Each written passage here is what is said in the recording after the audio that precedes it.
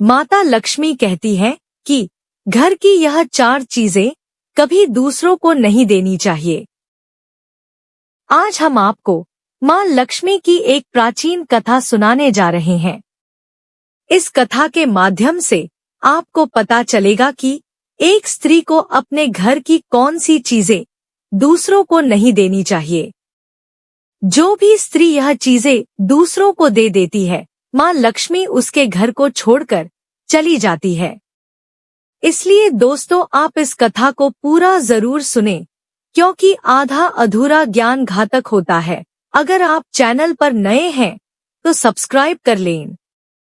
जो भी इस कथा को पूरा सुनता है, माँ लक्ष्मी उसकी झोली खुशियों से भर देती है। तो चलिए बिना देरी किए आपको वह प्राचीन कथा सुनाते हैं। दोस्तों, पूर्व काल की बात है। मध्य देश में एक अत्यंत शोभायमान नगरी थी। उस नगरी में एक सीता नाम की स्त्री अपने पति और सास ससुर के साथ निवास करती थी। सीता एक पतिव्रता नारी थी, जो सत्य धर्म का पालन करने में तत्पर थी।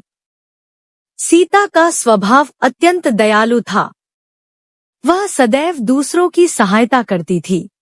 सीता का पति रोहित एक दुकानदार था, जिसकी अनाज की एक दुकान थी। वह बाजार में लोगों की जरूरत की चीजें बेचा करता था। सीता अपने पति से बहुत अधिक प्रेम करती थी और उसे ही परमेश्वर मानकर उसकी सेवा करती थी। सीता नित्य पति से पहले जागती थी, अपने घर का आंगन स्वच्छ करती थी, फिर रंगोली बनाकर आंगन की सजावट करती थी। उसके बाद वह अपने घर को स्वच्छ करती, फिर स्नान आदि कार्य संपन्न करके वह तुलसी को जल देती थी और देवी देवताओं का पूजन करती थी। इस प्रकार से वह रोज अपने नित्य कर्म करती थी। सीता ने कभी किसी का अनादर नहीं किया। वह सभी के साथ मधुर वाणी में बातें करती थी। सभी लोग सीता को देखकर कहने लगे थे कि यह तो साक्षात लक्ष्मी के समान गुणों वाली स्त्री है। यह अपने परिवार का कितने अच्छे से ख्याल रखती है। इसके अलावा सीता दान धर्म करते समय कभी अपने हाथ पीछे नहीं खींचती थी। उसके द्वार पर जो भी याचक आता, वह उसे दान दिए बिना नहीं भेजती थी। उसके द्वार से कोई खाली हाथ नहीं जाता था। जो भी भूखा उसके द्वार पर आता, वह भरपेट भोजन करके ही लौटता था, जिससे उसके द्वार पर आए हुए सभी याचक अत्यंत प्रसन्न होकर उसे आशीर्वाद देकर लौट जाते थे। इतना ही नहीं, सीता अपने पड़ोसियों की भी सहायता करती थी। उसके पड़ोस में जो भी गरीब और दुखी लोग रहते थे, उन्हें भी वह नित्य भोजन दिया करती थी।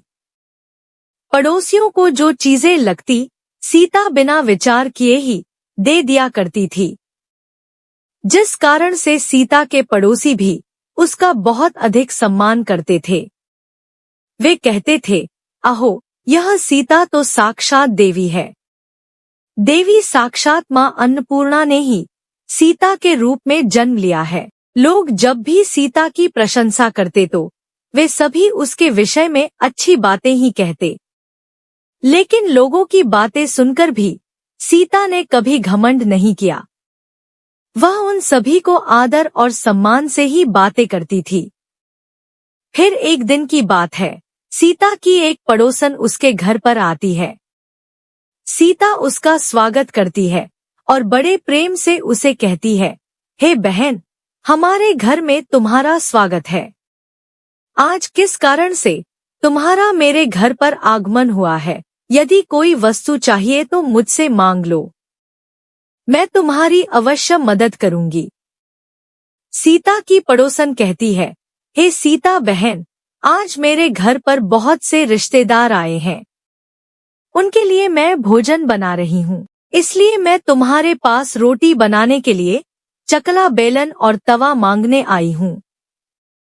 यदि तुम कुछ समय के लिए मुझे चकला बेलन और तवा दे दोगी तो बड़ी कृपा होगी। मैं काम हो जाने के बाद तुम्हें जल्दी ही लौटा दूंगी। सीता कहती है, हे बहन, इसमें क्या बड़ी बात है? अभी मुझे चकला बेलन की आवश्यकता नहीं है, इसलिए तुम मेरा चकला बेलन और तवा ले जा सकती हो। रुको, मैं अभी तुम्हें लाकर देती हूँ। फिर सीता रसोई घर में जाती है और रसोई घर से चकला, बेलन और तवा लाकर उस पड़ोसन को देती है। तब पड़ोसन कहती है, हे बहन, तुम्हारा बहुत बहुत धन्यवाद। आज तुमने मेरा काम सफल कर दिया। मैं अपने मेहमानों को भोजन कराकर तुम्हारा चकला बेलन जल्दी से लौटा देती हूँ। सीता कहती है, हे बहन, चिंता की कोई बात नहीं है। जब तुम्हारा कार्य पूर्ण हो जाएगा तब तुम मुझे लौटा देना। फिर वह पड़ोसन सीता का चकला, बेलन और तवा लेकर चली जाती है। कुछ समय बाद अन्य एक स्त्री सीता के घर पर आती है। सीता उसका भी प्रेम से स्वागत करती है और पूछती है, पधारो बहन, आज तुम्हें मुझसे क्या काम है?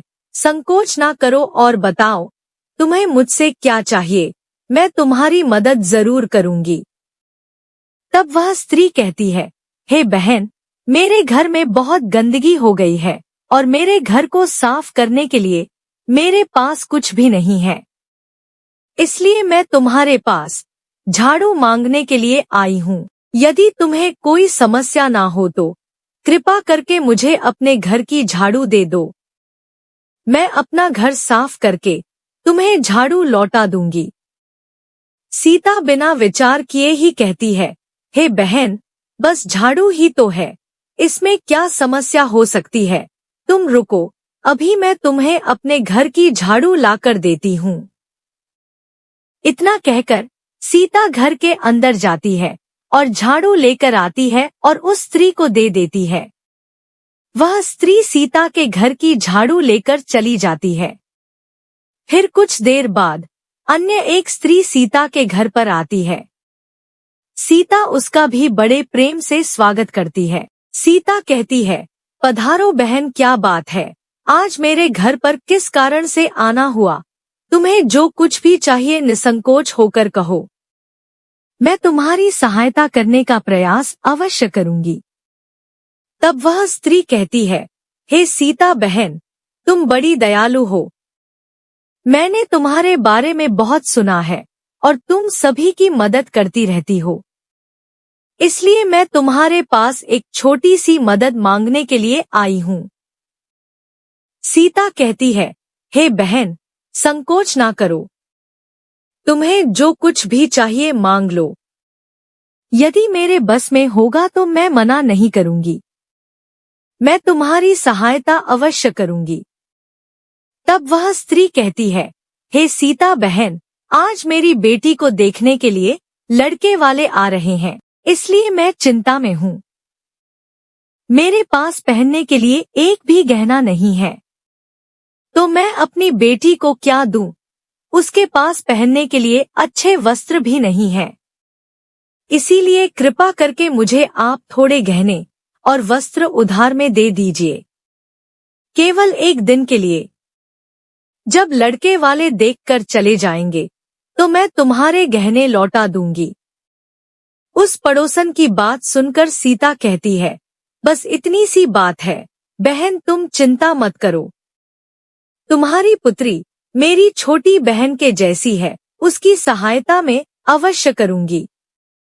मैं अभी तुम मेरे गहने और साड़ी देती हूँ, जिससे पहनकर तुम्हारी पुत्री राजकुमारी लगेगी। फिर सीता अंदर जाती है, गहने और साड़ी लेकर आती है और उस पड़ोसन को दे देती है।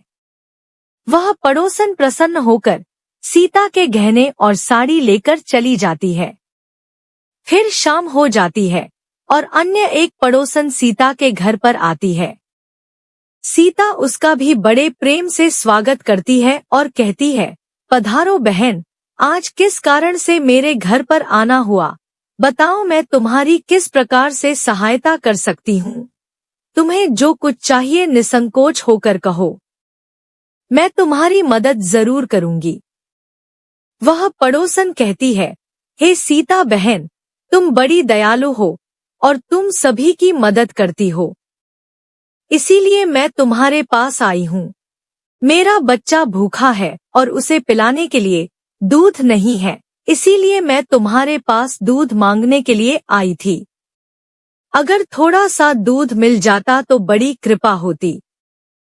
सीता कहती है, अरे बहन, इसमें कौन सी बड़ी बात है, लो अभी मैं तुम्हें दूध दे देती हूँ। सीता रसोई घर में जाती है और थोड़ा सा दूध लेकर आती है और उस पड़ोसन को दे देती है। वह पड़ोसन प्रसन्नता से उस दूध को लेकर चली जाती है। इस प्रकार से सीता अपने सभी पड़ोसियों की मदद कर देती है और प्रसन्न होकर घर का काम करने में लग जाती है। फिर रात होते ही उसका पति घर पर लौट आता है। सीता अपने पति को प्रणाम करती है और उसकी खूब सेवा करती है। रात को दोनों पति पत्नी आनंद से सो जाते हैं। फिर दूसरे दिन वे जागते हैं तो उन्हें एक बहुत ही बुरी खबर कानों पर पड़ती है। एक आदमी दौड़ते हुए सीता के घर पर आता है और सीता के पति से कहता है, हे भाई, कल रात को किसी ने आपकी दुकान लूट ली है, सारा माल गायब है। सीता का पति एकदम से घबरा जाता है और दौड़ते हुए अपने दुकान पर जाता है तो देखता है उसका सारा माल किसी ने लूट लिया है। वह देखता है कि उसके दुकान में रखा हुआ सारा धन भी चोरी हो चुका है। वह दुखी और निराश होकर घर पर लौटता है और सीता को सारी बात बताता है, जिसे सुनकर सीता बहुत दुखी हो जाती है। सीता कहती है, आप चिंता ना कीजिए जी, हमारे घर में अभी बहुत सारा धन रखा हुआ है, जिससे आप फिर से व्यापार शुरू कर सकते हैं। फिर सीता अपने घर की तिजोरी में देखती है तो वह भी पूरी तरह खाली दिखाई देती है। उसके अंदर का भी सारा माल अब चोरी हो चुका था। यह सीता बहुत दुखी हो जाती है। उसे समझ में नहीं आता कि यह कैसे हुआ। सीता का पति उस पर बहुत क्रोधित हो जाता है और पूछता है, सीता, सच सच बताओ, हमारे घर के अंदर रखा हुआ सारा पैसा कहाँ गया? सीता कहती है, हे नाथ, मैं घर पर ही थी, सारा धन तिजोरी में ही था, किसने इसे चुरा लिया पता नहीं। कृपया आप शांत हो जाइए, हम कोई ना कोई उपाय जरूर ढूंढ लेंगे। सीता का पति कहता है, यह जो तुम दूसरे लोगों को घर पर बुलाकर खिलाती हो, अनजान लोगों को घर में बुलाती हो, उसी का फल है। यह उन्हीं में से किसी ने हमारे घर का सारा पैसा चुरा लिया है। क्रोध में आकर सीता का पति उसे भला बुरा कहता है। सीता की सास भी उसे बहुत कोसती है और कहती है, तुम ही इन पड़ोसियों को घर की चीजें देती रहती हो, बिना सोचे किसी की भी मदद कर देती हो। उन्हीं में से किसी ने सारा पैसा चुरा लिया है। घर के सभी लोग सीता को भला बुरा कहने लगते हैं। फिर सीता अपने पति को दिलासा देते हुए कहती है, हे नाथ, मैंने मेरे कुछ गहने हमारी पड़ोसन को दिए हैं, मैं उसके पास से गहने लेकर वापस आती हूँ। फिर सीता उस गरीब पड़ोसन के घर पर जाती है तो देखती है उसके घर पर कोई नहीं होता है। वह स्त्री भी घर छोड़कर सीता के गहने लेकर भाग गई होती है। सीता निराश होकर घर पर लौटती है और अपने पति को सारी बात बता देती है। सीता की बात सुनकर उसका पति आग बबूला हो जाता है और सीता को भला बुरा कहने लगता है। सीता का पति कहता है, हे सीता, तुम बड़ी मूर्ख हो, तुम्हारे ही कारण हमारा सारा धन वैभव चला गया है। तुम्हारे दान देने की आदत के कारण ही हमारे ऊपर यह मुसीबत आन पड़ी है। अब तू इस घर में नहीं रह सकती, तू अभी इसी क्षण इस घर को छोड़कर चली जा। सीता कहती है, हे नाथ, आपके सिवा मेरा इस दुनिया में कोई नहीं है, मैं आपको छोड़कर कहाँ जाऊं। सीता का पति कहता है, तू कहीं पर भी जा, लेकिन अब इस घर में तू नहीं रह सकती। तेरे ही कारण मेरा सब कुछ बर्बाद हो गया है। तू इस घर में रहेगी तो बचा कुचा सब नष्ट हो जाएगा। सीता अपने पति को हाथ जोड़कर विनती करने लगती है, हे स्वामी, ऐसा ना कहिए, मैंने कोई अपराध नहीं किया है। आपके बगैर मैं जीवित नहीं रह सकती। मुझ दासी को आप घर से मत निकालिए। लेकिन सीता का पति उसकी एक नहीं सुनता है और उसे अपने घर से धक्के मारकर निकाल देता है और कहता है, अब तू इस घर से चली जा और लौटकर मत आना। चाहे तो किसी नदी में कूदकर अपनी जान दे दे, लेकिन अब तू इस घर में मेरे साथ नहीं रह सकती। फिर सीता दुखी होकर रोते हुए अपने पति के घर को छोड़कर चली जाती है। चलते चलते सीता माता लक्ष्मी के मंदिर में जाती है और माँ लक्ष्मी से प्रार्थना करते हुए कहती है, हे माँ, मैंने ऐसा कौन सा पाप किया है जो मेरी ऐसी दशा हुई है। हे माँ लक्ष्मी, मैं तो नित्य आपकी पूजा करती थी, फिर आपने मेरा घर क्यों छोड़ा? कृपया मुझे बताओ माँ। मैंने ऐसा कौन सा अपराध किया जो आप मुझसे रूठ गई हो? फिर सीता वहीं पर बैठकर सोचने लगती है, यदि मेरे पति मेरा स्वीकार नहीं करेंगे तो मैं जीवित रहकर क्या करूं? यदि मेरे ही कारण मेरे पति की दुर्दशा हुई है तो मुझे जीवित रहने का कोई अधिकार नहीं है। इतना सोचकर सीता अपने प्राण देने के लिए नदी की तरफ जाने लगती है।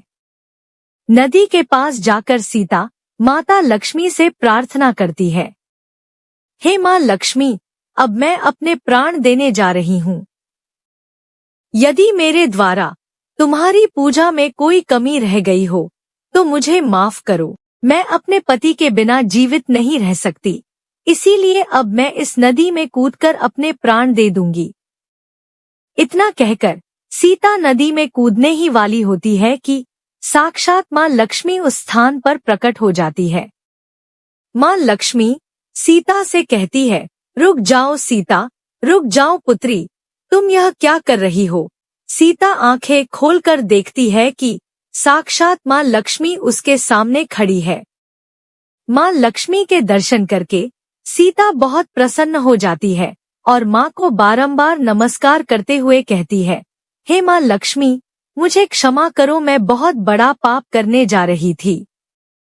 देवी लक्ष्मी कहती है, हे सीता, मनुष्य को स्वयं अपने प्राण नहीं लेने चाहिए, यह महापाप है। ईश्वर ने जो शरीर प्रदान किया है उसे ऐसे नष्ट नहीं करना चाहिए। सीता कहती है, हे माँ, मैं विवश हूँ। मेरे पति ने मेरा त्याग किया है और स्त्री को अपने पति के बिना नहीं रहना चाहिए। मैं अपने पति के बिना जीवित नहीं रह सकती, इसी कारण से अपने प्राण देने जा रही हूँ। देवी लक्ष्मी कहती है, हे सीता, मैं सब कुछ जानती हूँ और यह भी जानती हूँ कि तुम्हारे पति ने तुम्हारा त्याग क्यों किया है। यह सब तुम्हारी ही भूल के कारण हुआ है। तुमने अनजाने में कुछ ऐसी चीजों का दान किया था जिसके कारण मुझे तुम्हारा घर छोड़कर जाना पड़ा। जो भी स्त्री अपने घर की इन चीजों को दूसरों को दे देती है, उनके घर में मेरा वास नहीं होता है। मैं उन वस्तुओं के साथ ही उनका घर छोड़कर चली जाती हूँ। तब सीता कहती है, हे माँ, ऐसी वह कौन सी वस्तुएं हैं? कृपया आप मुझे बताइए। मैंने कौन सी वस्तु का दान किया जिसके कारण आपने मेरे घर का त्याग किया है? देवी लक्ष्मी कहती है, हे पुत्री, अब तुम ध्यान से सुनो, मैं तुम्हें उन चीजों के बारे में बताती हूँ जो किसी भी स्त्री को दूसरों को नहीं देनी चाहिए। इन चीजों का दान करने पर मैं उस घर को छोड़कर चली जाती हूँ। हे सीता, सबसे पहली वस्तु है चकला, बेलन और तवा। किसी भी स्त्री को अपने घर का चकला, बेलन और तवा कभी दूसरों को नहीं देना चाहिए। रसोई घर में इन वस्तुओं का महत्व सबसे अधिक होता है। इन वस्तुओं की पवित्रता सदैव ही बनी रहनी चाहिए। इन्हीं वस्तुओं से भगवान विष्णु को प्रसाद बनाया जाता है और तवे पर बनी पहली रोटी भी गाय को खिलाई जाती है।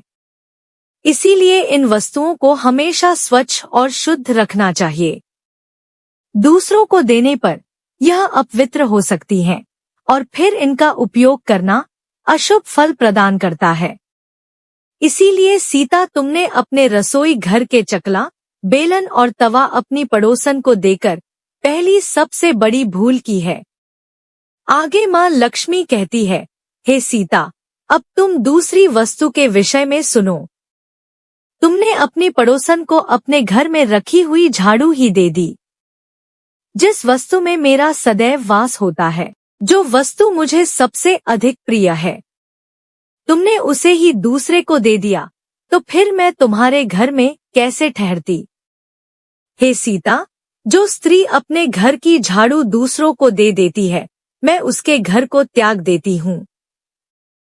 झाड़ू से घर की स्वच्छता की जाती है और जहाँ पर स्वच्छता होती है उसी स्थान पर मेरा वास होता है। ध्यान में रखना सीता, घर में झाड़ू को हमेशा छिपा कर रखना चाहिए। झाड़ू पर बाहरी व्यक्ति की दृष्टि भी नहीं पड़नी चाहिए। झाड़ू एक अत्यंत पवित्र वस्तु है, इसे पैर नहीं लगाना चाहिए और इससे कभी विष्ठा आदि प्रकार की गंदगी साफ नहीं करनी चाहिए। माँ लक्ष्मी कहती है, हे सीता, अब तुम तीसरी वस्तु के विषय में सुनो, जो एक स्त्री को कभी दूसरों को नहीं देनी चाहिए। वह वस्तु है आभूषण। एक स्त्री को अपने आभूषण कभी अन्य महिला को नहीं देने चाहिए। मैं सदैव ही आभूषणों में वास करती हूँ। स्त्री के 16 श्रृंगार में गहनों का बहुत अधिक महत्व होता है।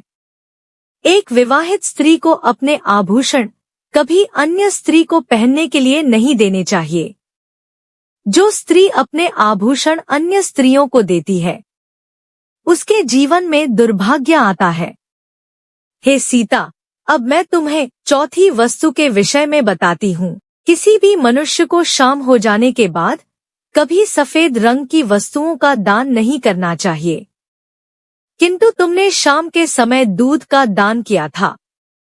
शाम को दूध का दान करने से जीवन में दुर्भाग्य आता है। शाम को सफेद रंग की चीजें दान करने से मनुष्य के जीवन में अशुभ काल आता है। माँ लक्ष्मी कहती हैं, हे सीता, अब मैंने तुम्हें उन सभी वस्तुओं के बारे में बता दिया है जिनका कभी दान नहीं करना चाहिए। यह वस्तुएं कभी दूसरों को उधार में अथवा उपयोग के लिए नहीं देनी चाहिए। सीता कहती है, हे माँ लक्ष्मी, मुझसे बड़ी भूल हो गई। मैं इन बातों से अनजान थी। कृपया मुझे क्षमा करो और अब मुझे प्रायश्चित करने का उपाय बताओ। देवी लक्ष्मी कहती है, हे सीता, तुमने प्रायश्चित पहले ही कर लिया है, इसीलिए अब तुम अपने घर पर लौट जाओ। मैं तुम्हें तुम्हारा संपूर्ण वैभव और धन संपत्ति लौटा देती हूँ। इतना कहकर माँ लक्ष्मी उस स्थान से अंतर्ध्यान हो जाती है। फिर सीता भी माँ लक्ष्मी को धन्यवाद करती है और उस स्थान से घर की तरफ जाने लगती है। तभी उसका पति रोते हुए उसी की तरफ आ रहा होता है। वह सीता के पास आकर उससे क्षमा मांगता है और कहता है, हे सीता, मुझे माफ करो। मैंने तुम्हें बहुत भला बुरा कहा था। तुम तो साक्षात देवी के समान हो।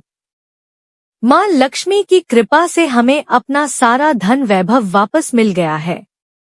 जिन लोगों ने हमारा धन लूटा था, उन सभी ने हमारा धन हमें लौटा दिया और तुम्हारा नाम लेते हुए क्षमा मांग ली है। यह सुनकर सीता बहुत प्रसन्न होती है और अपने पति के साथ घर पर लौट जाती है। माँ लक्ष्मी की कृपा से सीता के घर में फिर से सुख समृद्धि आती है और उसके बाद से सीता ने अपने घर की यह 4 चीजें कभी दूसरों को नहीं दी। दोस्तों, उम्मीद है आपको यह कथा पसंद आई होगी। वीडियो अच्छी लगी हो तो प्लीज लाइक एंड शेयर, और अगर आप चैनल पर नए हैं तो सब्सक्राइब जरूर कर लें और कमेंट में जय माँ लक्ष्मी जरूर लिखें। धन्यवाद।